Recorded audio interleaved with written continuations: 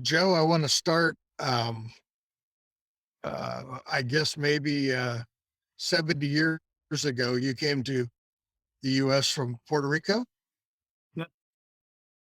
Were you about 5 years old? 11. 11.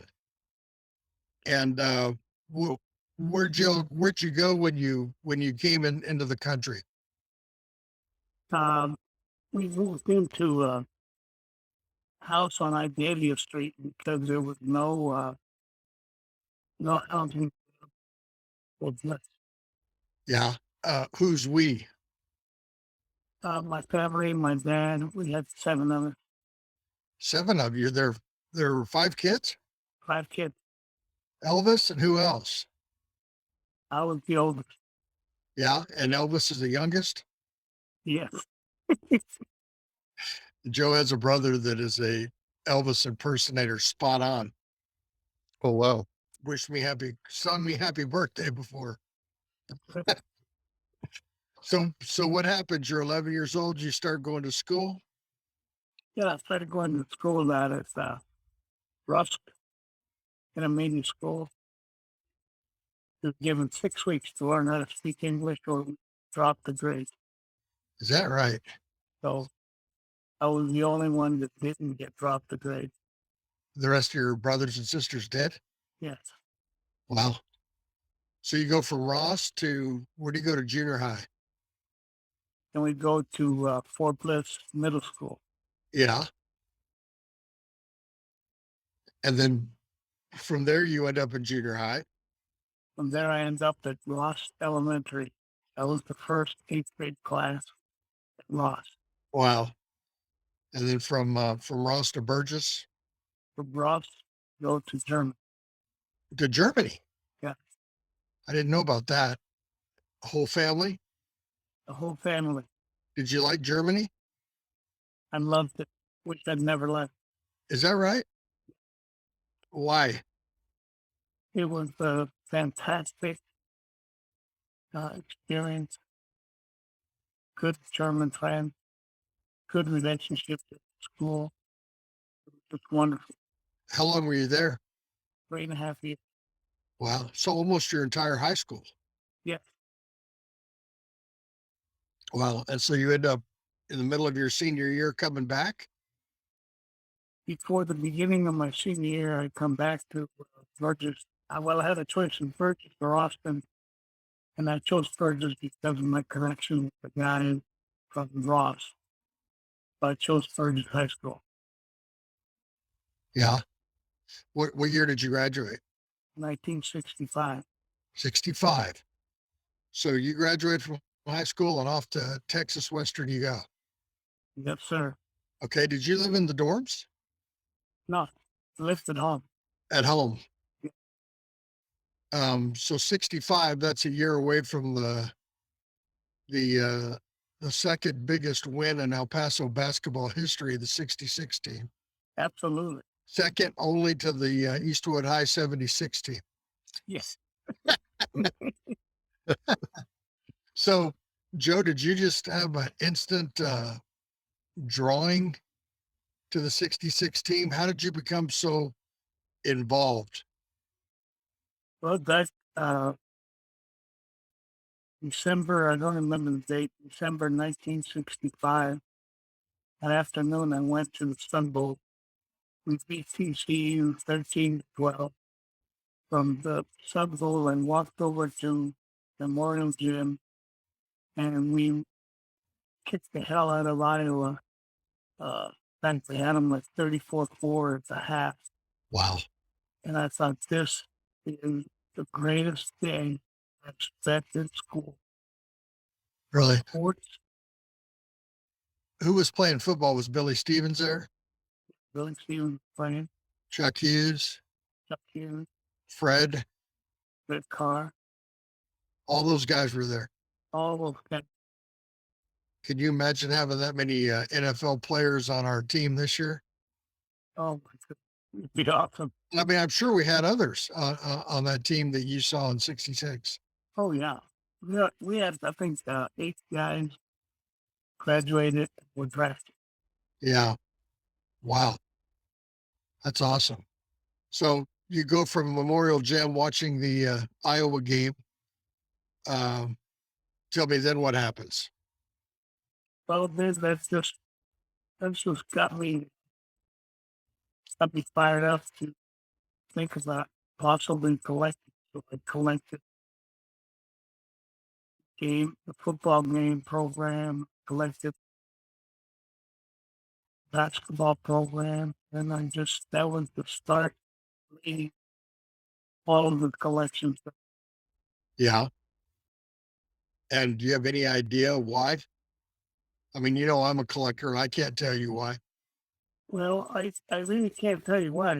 I got fired up and I got so impressed with what I was seeing, basketball and football. I went crazy. Did you have any access to any of the players? Did you know any of them? Oh yeah, I knew all basketball players. I had a I had a gym class that was just right outside their locker room. So I got to know all Yeah. Who was your favorite? Bobby Joe Hill, No question, huh? no question. Best player on the team? Best player on the team. Better than Latin. Oh, better than Latin, yes. Really? Yeah. I'm scared just to say that on film. He'll come get me. So, did you travel with the team at all? Oh no, no, I was just a fan. Yeah. Yeah, knew the players, talked to them about games, but I was just a fan. Did you do anybody's homework? No, You're sticking to that, huh? yeah. Okay, so from Iowa, um, what part of the season are you in the middle? Oh no, we're just in December, so Okay, so you're just starting. we still have 4 months to go. Okay. And they didn't lose a game during that 4 months. Is that right? That's right. They only lost the last home game in Seattle. Seattle beat them. Yeah, Well, here in El Paso, no, in Seattle, and there were no fouls called on Seattle. really? No fouls the whole game. Okay, so Seattle beats them, and obviously UTEP was going to go to the big dance, if it was called that back then. Was it a tournament of 64 back then? Do you Uh, remember? I'm not sure how many there were, but I can tell you that since Texas Western was not in conference, they had to play a game to get into the conference and go to the regional set. Who'd they play? They played Oklahoma City, which was coached by Abe Lemon. Wow. And obviously we beat them. So why weren't we in a conference? We weren't in the border conference? No, he won in any conference. Why? I don't know. That's in the border conference years. They decided to not be in the conference playing anywhere they wanted to play. Huh. Okay, so they beat Oklahoma. They go to, the tournament. Yes. Did you think they had a chance? Yes. You did. Yeah. Okay, who'd they play first? Played Cincinnati, I believe. Yeah, Cincinnati. Yeah, how many games in the tournament? I know they played Kansas and they played Kentucky. Well, they played Cincinnati, and then they played Kansas, and then they went to Kentucky. They went to play Final Four. Was JoJo White out of bounds? Yes, he was. The referee had a lot of guts Yeah. calling that. Yeah. Yeah, it was a game changer. Yes. Um, so where'd you watch the games at? That's the fraternity house at 412 Mississippi. Yeah. What fraternity were you in? That was the PK. Yeah. That's on. Yeah. So big party, everybody at the frat house? Oh yeah, every time we won a game, big cheer party. Yeah. Okay, so they win. Um, Tell me what you do after they win. Do you meet them at the airport? Do you Well, when they won the regionals against Kansas, there wasn't much. I mean, there was a lot of hoopla at on the campus, but there wasn't much jumping facts that it wasn't the true thing. So we waited to see what would happen. Wow. yeah. And When they won Final Four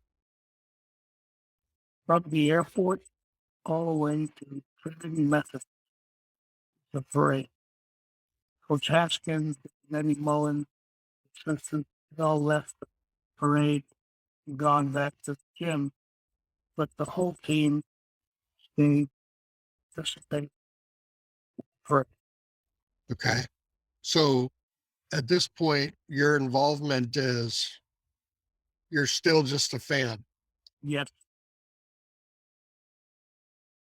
How do you go from being just a fan to being Joe was named an honorary member of the 66 team. Uh, And I know that that's going to jump over a lot of time, but you know, how do you how do you become so involved with the team?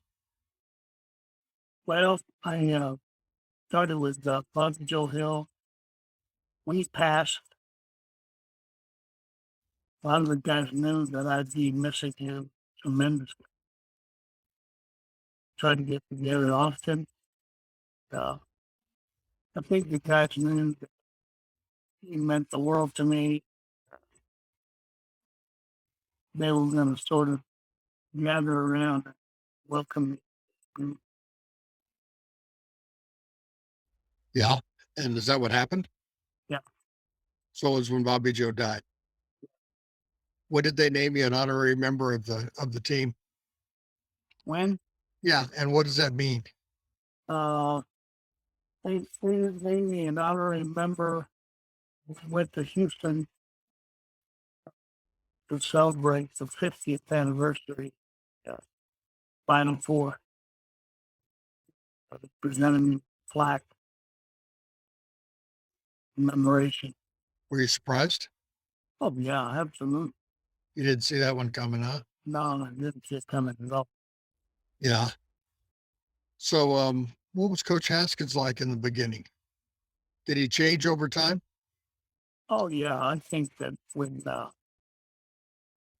think G. Jackson made him change because when G uh, passed? a loving guy, and I think he started hugging passes win. Yeah. So Tell us about what happened on the day that Jeep passed. I know you were real close to that.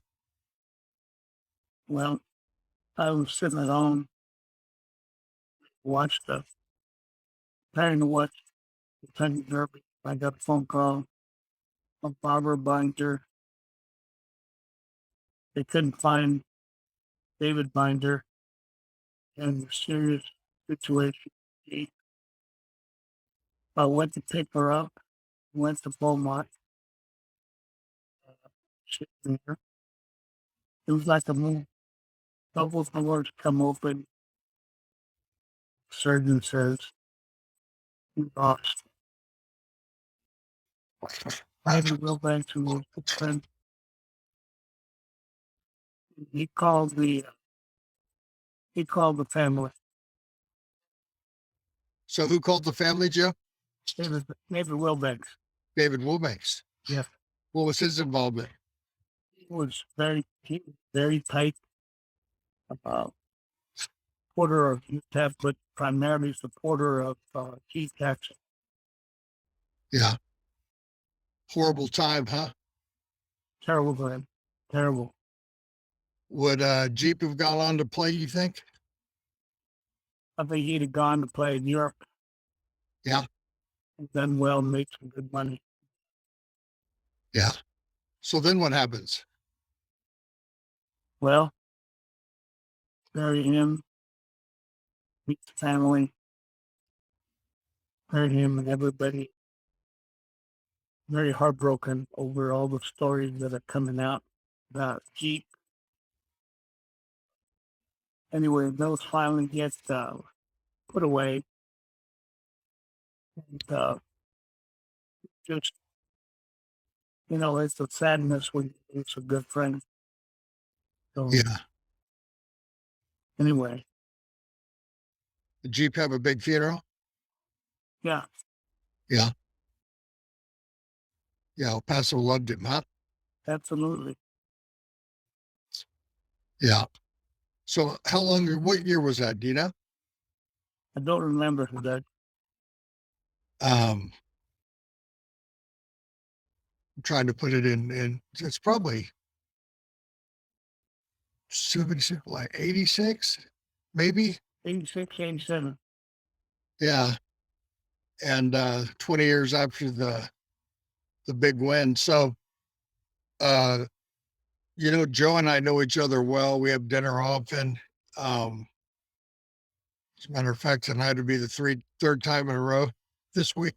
Yes. Um, uh, I've never seen another human being that can go anywhere in El Paso and know three people in the place. If it's a restaurant, a laundromat, uh, Dillard's, whatever it is, Joe knows at least three people. So he's been nicknamed the governor, and all these people that he knows are his constituents.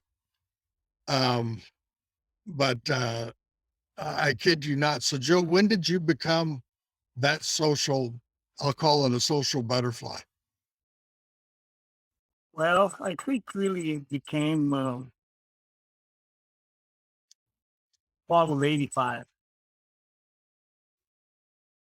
Joe, Bobby Jalil and I were getting together more often, started discussing potential plans, a ring ceremony, some sort of really outstanding gift to the six.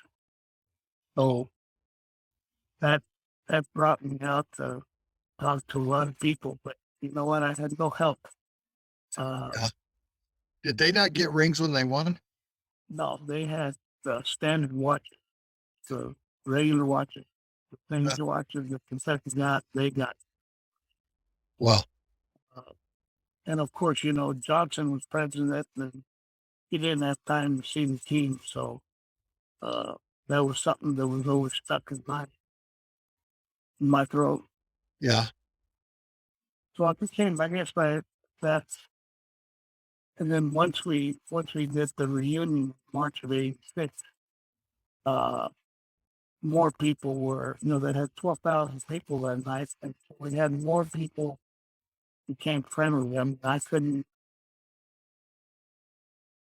but I tell you, the coach of Hawaii was his first year. Hawaii was the last place. I saw him in the tunnel before he said, Coach Haskins told me what you're doing. I think it's great. I want you to take all the time you need. And when you finish, put 4 minutes on the clock. So come knock on our door. So we took, I think, 30, 35 minutes. That was really special because even if I could wanted to 8 minutes, that would have worked. Did you have the rings that night? Yep, we gave the ring. John Silverman and I gave the rings to the players and all the people affiliated with that night. Do you remember how many rings you gave out? 19, 19. Players, 12? 12. Then we had Rob Moore's grandson, all the coaches. We had 19. Yeah. Coach Haskins liked the rings? He loved them. Yeah. He absolutely. Yeah. So then what happens? So then all of a sudden I become popular.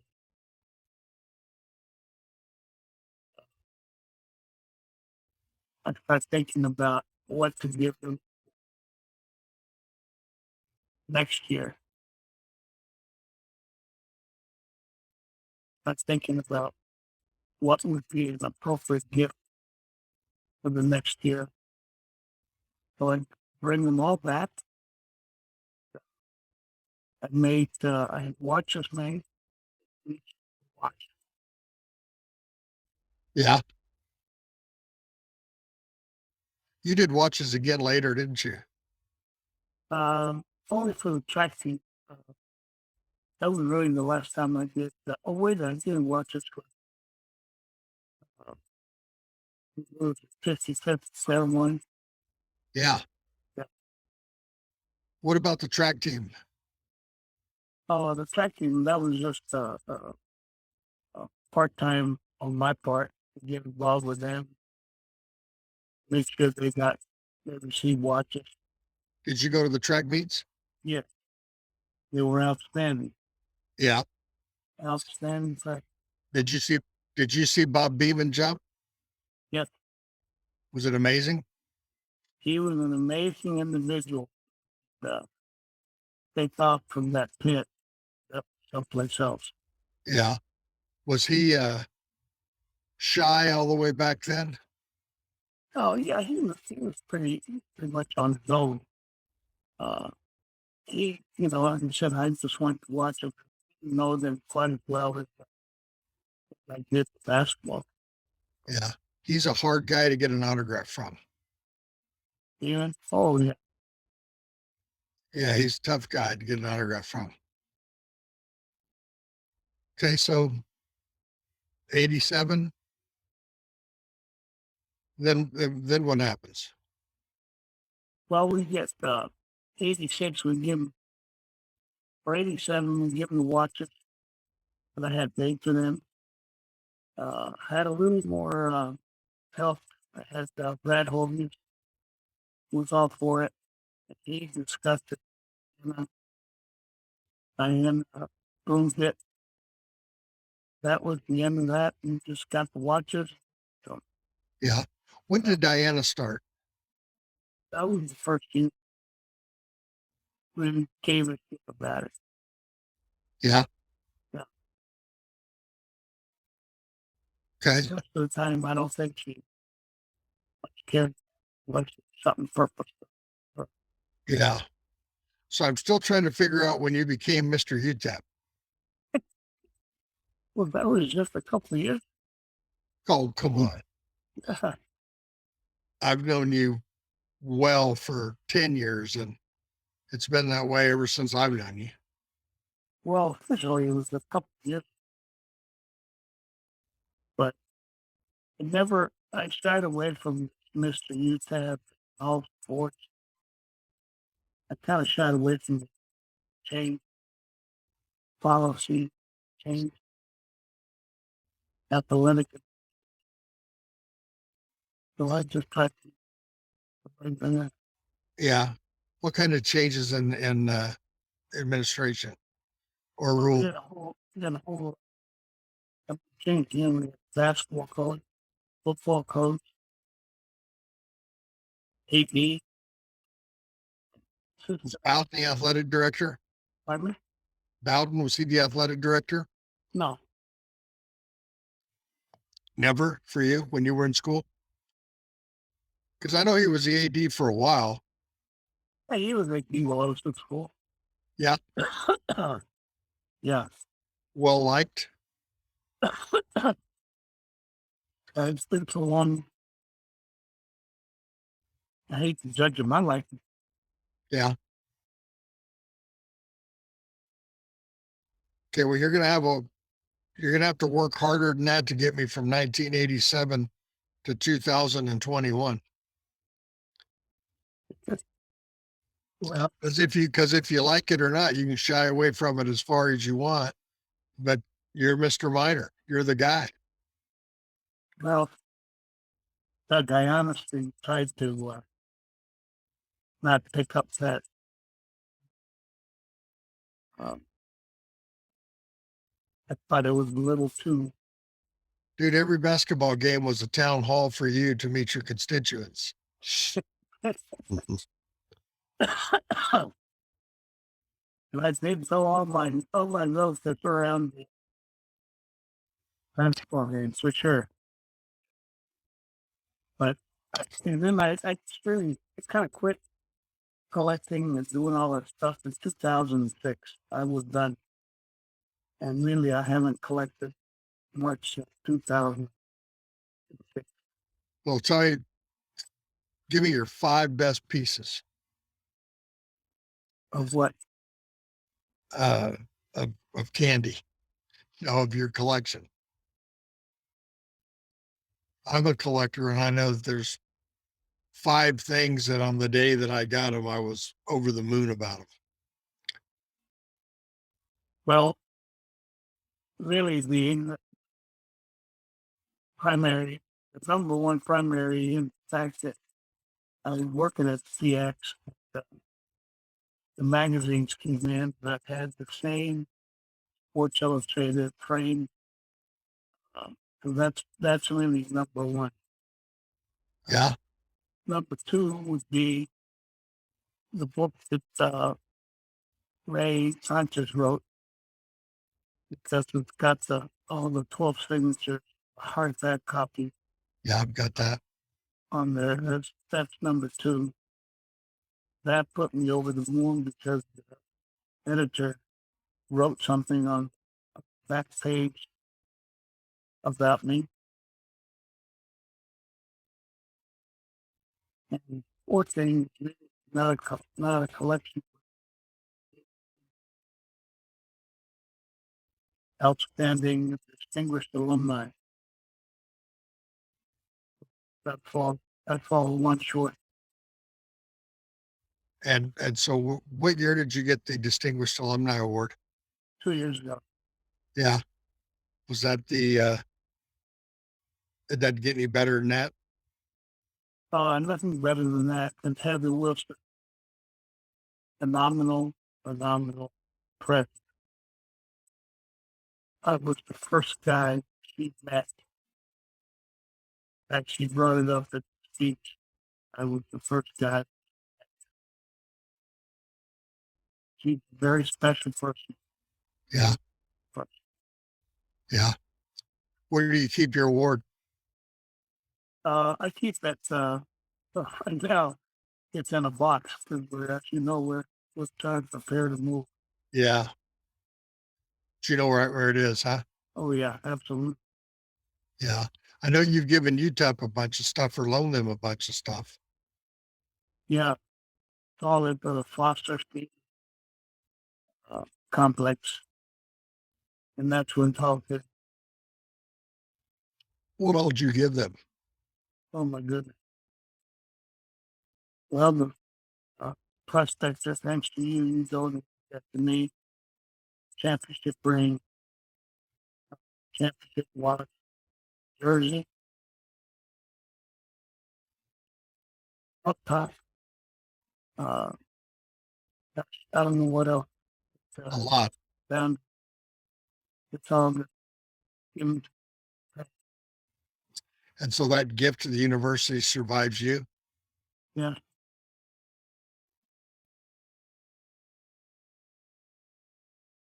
So what's next? Well, I feel like I've reached the end of my gifting involvement. Uh, be everything that had at UTEP, whether or I was always sitting in the front row. Here lately, having to call me, come pick up things to put on the orange fiesta. Never calling. So No. I'm basically done, Doug. I put forth all the effort. Was it rewarding for you? Pardon? Was it rewarding for you? Oh yeah, it was rewarding what I was doing. Painful.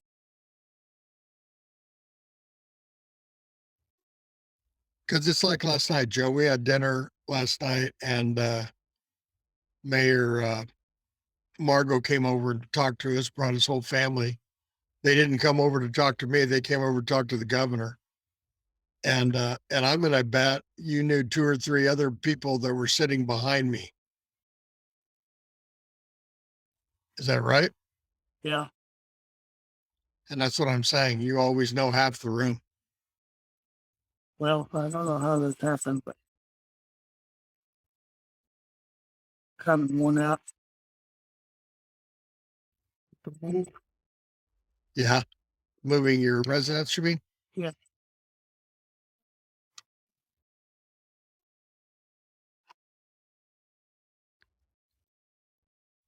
When are you moving? I'm not sure. We got to sell the house first. Yeah, that always helps, doesn't it? Yeah. And you done with UTEP? You're done with all that? I think so. I don't, I've been giving money for training, money for scholarship. Yeah. And are you working? You done working? Now I'm working for a land developer. Yeah. What are y'all developing? We have Artcraft and Westside working on land there at 436 lot, 14 builders. That's two, two of them already were turnable. Yeah. Let them to, How long is it going to take? How long is it going to take to develop the land? well, that should be done before the end of the year. And we bought 80 acres on Gomez Road. Uh, that's for sale. That's expensive lot. Just coincidentally, Gomez Road, right? Yeah. But I know that there's a Joe Gomez Street. Yeah. Is that true? Just on the side. Where's that at? Somewhere off of East Lake. Somewhere off of East Lake. You and I could get in the car and you could take me right there. Somewhere off of East Lake. When I went out there was nothing happening. Joe Gomez Island. Oh, it's Avenue? Yeah. And you don't know how that happened. Now I couldn't find it. You have the street sign, don't you? Oh yeah. In your garage, I think. Yeah. That's great. Well, what was that like to get a street named after you? Oh man, that was I, Who was mayor? I don't even know, but this came with the work done by Hunt and Reed.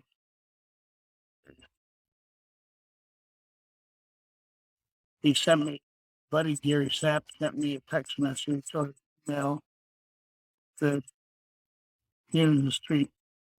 Yeah. Yep, we'll find it. Sure. Everybody can't say that. Well, the 56 team guys that are all out there too. All of them? There's streets named after all of them? Oh yeah, every single one of them, including Haston, Moiva, all of them. Yeah. All in one little neighborhood. Yes. You know, Ruben Garcia's on with us, and Ruben and I are collaborators on this. Ruben, you've listened to all this. What do you got to say? Or what do you want? I didn't want to jump in. This is a very high level collector edition. And, you know, I know, Doug, you have a pulse on this. And I'm going to just say to the way I feel it, a very historical. And I've said without ever meeting you and not really knowing you, Mr. Gomez, a local hero. And I've heard you be modest this entire time, but I wanted to see if I can recap a little bit for I'm not I'm not as young as I used to be, but in this Zoom hearing, I feel very young, like this was all before my time. And the majority of people my age or younger maybe only know about a movie called Glory Road, that discusses what you and Doug just glazed over. It's just, yeah, matter of fact, Bobby Joe Hill and Lattimore and all, this was exciting times as portrayed on the movie, but as you just explained it, 20 years went by without anybody recognizing this team. Besides maybe the sports enthusiasts and fans, but uh, you felt there was a little bit of lacking of the accomplishment and the celebration of it. So if you can clarify, if you don't mind, I believe you mentioned Bobby Joe Hill and you were together 20 years after the fact, and discussions started to happen about this topic. And how did that go? Like what eye opening? It sounds like you have a good vision and you can see what needs to be done and what's coming, but you saw something and you had an idea. Well, What happened there? I started talking to Bobby Joe about doing a ring show. He kept saying, "No, that's just a game. We don't need to do that." He insisted. And I said, "You know what, Bobby, do this. And we need to recognize the team." And, so what I did was, once I got it okay, I went to talk to the athletic director, and the athletic director out the door said I didn't need to be collecting arrangements. So I went to Coach Haskins and I asked him, and he said, "No, we don't need money." And I said, "Well, you're right." And I played his psychological game. The athletic director said the same thing. And he said, "I want you to do it." Oh, Joe, how'd you put the money together? well, Coach, we got the rings for free. And some people, Did Silverman do the rings for gratis? yes, He's a nice guy. Beth, Henry and John both. So we, we did the breakout with the 66 team ring. That was just the beginning because I contacted paper in Los Angeles, the paper in Houston, paper up in Chicago. I contacted all the papers, had them come out here to interview these guys, get, and all of them were pretty much happy. But it was probably a few years later before they all realized what I had done. Yeah. But well, it took 20 years for them to celebrate what they had done. Right. Right. It's the 80s. So we have to put in perspective for our millennials and Gen Zers that, it just wasn't about celebrating past accomplishments. Is that fair to say? Yes, that's right. Right. So it took somebody, well, let's backtrack. The reason there's a movie made is because it was the first starting all African American team who went on and beat the Kentucky Wildcats for the NCAA championship, right? That's So the hype was built up during that year. Maybe not hype, that's not the word, but everybody was very well aware that this was going on when it was going on in the 60s, correct? Sure. Yeah. Okay. The movie got a lot of Hollywood melodramatic, but it served the purpose. It served It gave the idea to those younger and couldn't be there about the type of thing going through, and that was good. And by the way, I forgot to mention that you know, the fifth thing would be we got invited to the White House by President Bush's wife to celebrate the 50th anniversary. And that was great. And Yeah.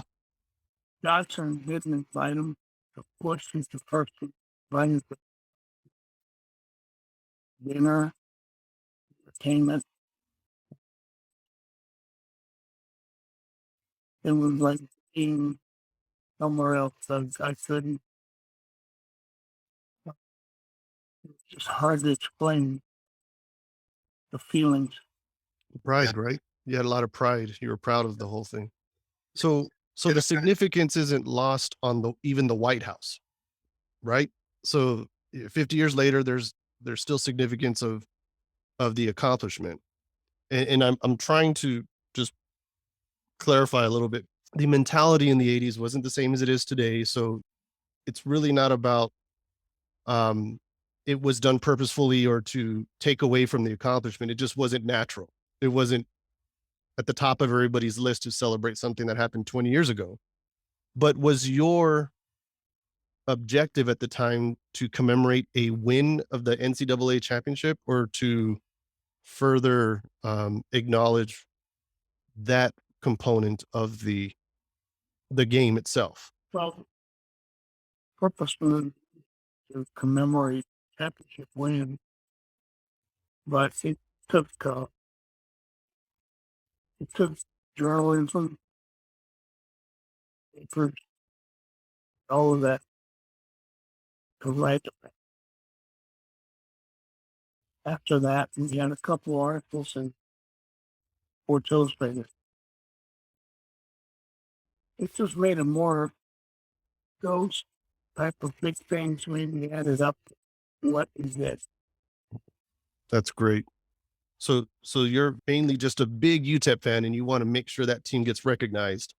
Yeah. But in doing so, you employed, maybe not directly had the intention of using the other backstory to you because you were focused on the win of the championship, right? But what happened as a result was the hype then started to be built up of the significance of the first starting all African American team at UTEP beating the Kentucky Wildcats team, which was 5 white guys. But that wasn't the goal. That wasn't on the forefront of your mind. It was simply, we just had a big win and I want to celebrate because I'm a huge UTEP fan and I follow these guys up to this day and they need to be recognized. Yeah. So Hollywood in a sense kind of perpetuated it when they caught wind of the story and started doing Glory Road. But Joe, I've told you, I think I've told you the story. BB King and I were really good friends. And he would he would ride in a bus across the country to the next concert or whatever. And he would call me on his cell phone and he would ask me, he would say, Beans, what was the deal with that college basketball team in your hometown? And I'd tell him, Mr. King, it was the first time 5 blacks started in a game. And he would laugh and he goes, you know something, Beans? It sure as shit has happened a lot since then. And so when Mr. King died, I asked his manager, why did he call me Beans? And he said, because you're an accountant. And I'm, oh, Counting beans. Jay said it happened a lot since then. Did you think you had lived in El Paso too long or something, or was the region or what? But talking about the time difference, I mean, when we won the state championship in '76, it was parades and all the schools came to Eastwood to celebrate us, and it was quite a bit. But that's what you get when you're El Paso's #1 basketball story. That's right. I just think it's incredible. And I wanted to give it a little bit of light because I think it's, you know, we have short memories. And once a couple of decades go past, it's rare to look back at it unless somebody puts that effort in this case, it was you, Mr. Gomez, and hearing the backstory of it all, the movie doesn't happen, the ceremony doesn't happen. It sounds like you've made a lot of other things happen within other departments and other sports at UTEP, and that's great to know that there's local people, putting in effort for that. Well, So thank you. I'm trying to not only capture the moment, but really make a big deal about it. Not have people. why do you think you did that? Just to go a little deeper, because I think you're a very modest and humble person, and I'm trying to. Well, I You, think that I wanted to have teams be recognized beyond, and I wanted to 20 years from now have somebody talk not about me, but talk about me. And that's why I did it. Some people appreciate it, other people don't. I'm a watch. no, I don't believe that's true at all. I think a lot of people, you don't get that kind of respect without earning it. And here I am, so many years past and very removed from participating with UTEP sports at all, and I'm seeing the significance of what you've done in just a short little talk here. I think you've done such great work, and I can tell immediately. And I just wanted to hear your answer to that question, but I can sense you didn't do any of that for yourself. This was all about individuals enjoying their moment, and you just wanted to honor their moments. That's what it seems like to me, and make them feel good about it. Well, you're right. Some of the players had a deep sense of what I did. They went to their own town and he said it's the way it's done. But Joe, past the 66 team, I mean, I can throw names at you like Dick Gibbs, Yeah. Gary Brewster, Yeah. of course, Foster Davis and Hardaway. We've spent a lot of time talking about Tim with the Hall of Fame nomination and everything. Did you see that coming for Tim? Well, I've been kind of sitting on the edge of a chair for many years, and I would call him when I saw the list, and I would call him and say, "What's it look like?" No, nothing. So, uh, he made a statement that really hurt himself this year. I'm so happy for him. He finally got. Is he the best UTEP player you've seen? No, Who was? I'm joking. No question. Where does Antoine Gillespie rank on your list? He's just somebody I played against personally, so He just a normal guy. played. He just played. I enjoyed watching him play. He was a Oh, he was a in my time he was enjoyable to watch. he's doing very well. Switzerland, manufacturing, very well. Oh, that's good to hear. Can't you go back, Joe, when we were in the WAC and we used to play BYU down here Nobody.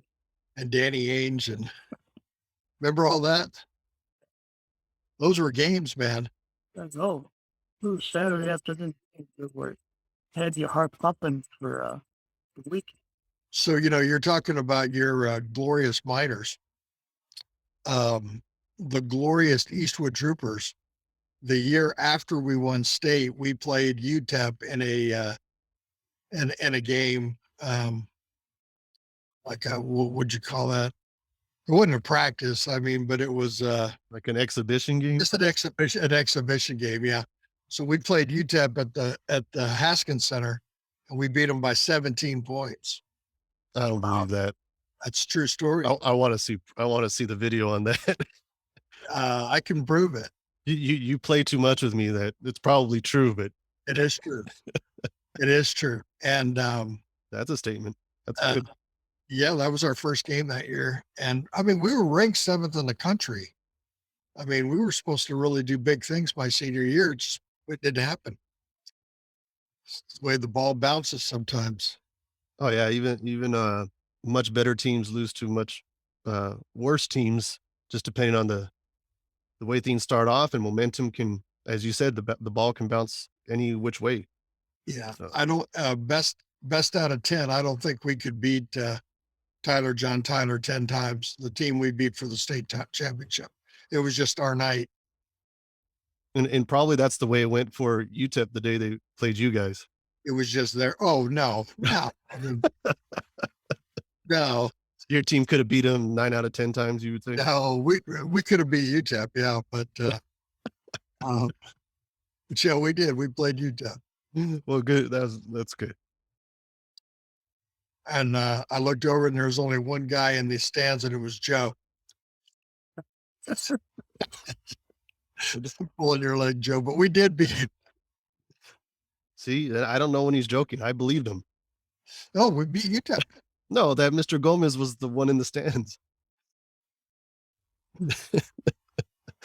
So how about we saw these guys all come through here, Foster, Antonio, Tim. They all played together, right? Yeah. You must have been in tall cotton back then. Oh yeah. I mean, I loved Foster, Tony, his hard way. I mean, what a team. Oh, You could not have beat that one. they went to so many WAC championships. It was tremendous. What was that guard's name that played at UTEP that he announces the games now? Oh, Steve Yeller. Steve Yellen. He was on the team we beat. He was a guard on the team we beat. So I'll say that just so Yellen gets his due if this ever gets out. Mm-hmm. Well, Joe, if you don't have anything else you want to say, we're going to wrap it up. Okay. Thank you for doing this for us. I appreciate you guys, Doug. I appreciate Ruben. Thank you for taking the time to do this. Okay. See you tonight. Been our pleasure. You take care. Take care. Bye, Joe. Bye.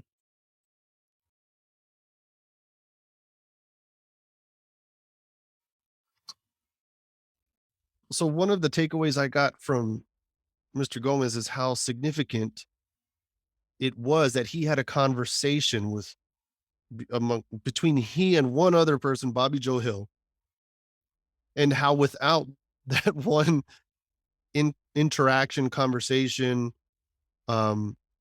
perhaps it wouldn't have spun his urgency, his desire to see the commemoration of that success, because Right. even Bobby Joe Hill seemed to not be too interested in celebrating a past accomplishment that happened 20 years. You know, Joe has made sure that whenever they do like ceremonies, that Tina Hill's always there representing Bobby Joe. And when the team signs basketballs, she signs Bobby Joe's name.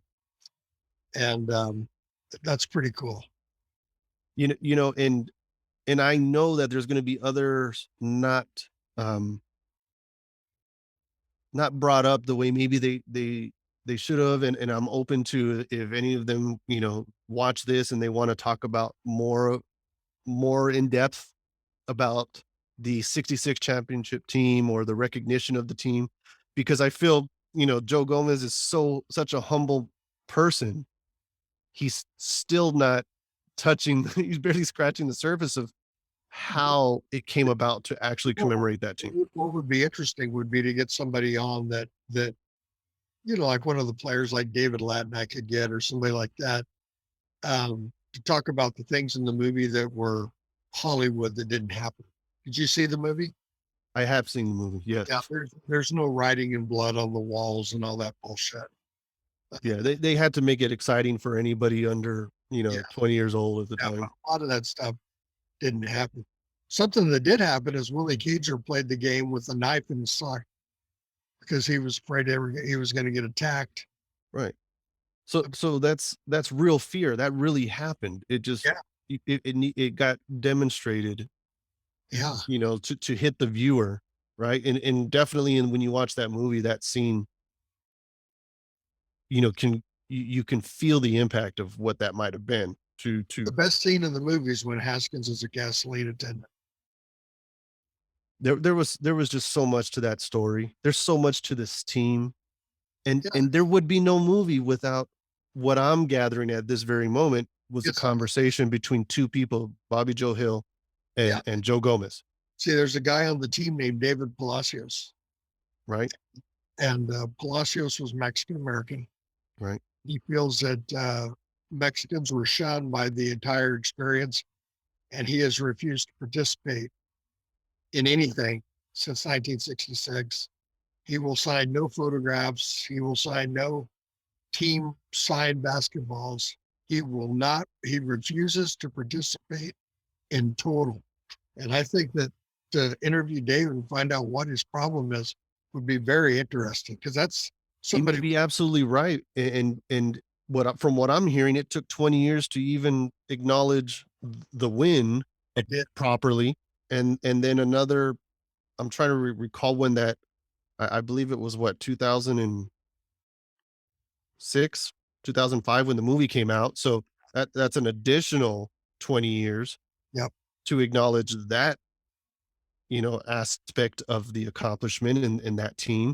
Yeah. So I would urge Mr. Palacios to perhaps be the one to shine some light on it, and maybe something can be discussed now, if he truly feels that way. And I believe he does truly feel that way. You've acknowledged that. Yeah. So that would be the thing to do, in my opinion, would be let's start shining some light on it. And that's how I felt about Mr. Gomez being so humble, is what else is being forgotten? What else, would people want to know about this Yeah. entire situation? It was shocking to me that the athletic director was like, no, we don't need to acknowledge that. It was our only NCAA championship win ever.